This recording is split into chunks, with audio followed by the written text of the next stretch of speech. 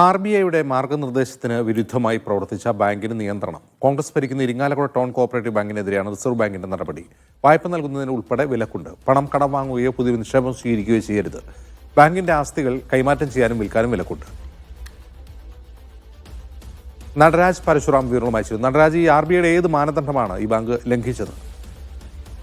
RBIക്കുള്ള വകുപ്പുകൾ, വിവിധ വകുപ്പുകൾ ചൂണ്ടിക്കാട്ടിക്കൊണ്ടാണ് RBI ഇത്തരത്തിലൊരു നിർദ്ദേശം നൽകിയിരിക്കുന്നത്. പലതവണ ബാങ്കിന് നിർദ്ദേശം നൽകിയിട്ടും ബാങ്കിന്റെ പ്രവർത്തനം ഊർജിതമാക്കാനോ മെച്ചപ്പെടുത്താനോ നടപടികൾ ഉണ്ടായില്ല എന്നാണ് RBI പുതിയ സർക്കുലറിൽ ചൂണ്ടിക്കാണിക്കുന്നത്. ഇതുപ്രകാരം ഇരിങ്ങാലക്കുട ടൗൺ കോഓപ്പറേറ്റീവ് ബാങ്കിനെതിരെ നടപടി വന്നിരിക്കുന്നു. വായ്പ നൽകുന്നതിന് വിലക്കുണ്ട്. പണം കടം വാങ്ങുകയോ പുതിയ നിക്ഷേപങ്ങൾ സ്വീകരിക്കുകയോ ചെയ്യരുത്. ബാങ്കിന്റെ ആസ്തികൾ കൈമാറ്റം ചെയ്യാനും വിൽക്കാനും വിലക്കുണ്ട്. ഒരാൾക്ക് പരമാവധി 10,000 രൂപ മാത്രമേ പിൻവലിക്കാവൂ എന്നാണ് നിർദ്ദേശം വന്നിട്ടുള്ളത്. ഇത്തരം നിയന്ത്രണങ്ങൾ 6 മാസത്തേക്ക് ഉണ്ടാകുമെന്നും RBI പറഞ്ഞിട്ടുണ്ട്. പ്രധാനമായും കഴിഞ്ഞ പല സമയങ്ങളിലും ബാങ്കിനെ തിരിച്ചു കൊണ്ടുവരാനുള്ള, പ്രവർത്തന മികവിലേക്ക് തിരിച്ചു കൊണ്ടുവരാനുള്ള RBI ഉൾപ്പെടെയുള്ള നിർദ്ദേശങ്ങൾ ബാങ്കുമായി പങ്കുവച്ചെങ്കിലും ആ പ്രവർത്തനം തൃപ്തികരമല്ല എന്ന് തിരിച്ചറിഞ്ഞുകൊണ്ടാണ് ഇത്തരത്തിലുള്ള നിർദ്ദേശം RBI പുറപ്പെടുവിച്ചിരിക്കുന്നത്. ഇത് അടുത്ത ദിവസങ്ങളിൽ തന്നെ നടപ്പായി തുടങ്ങും.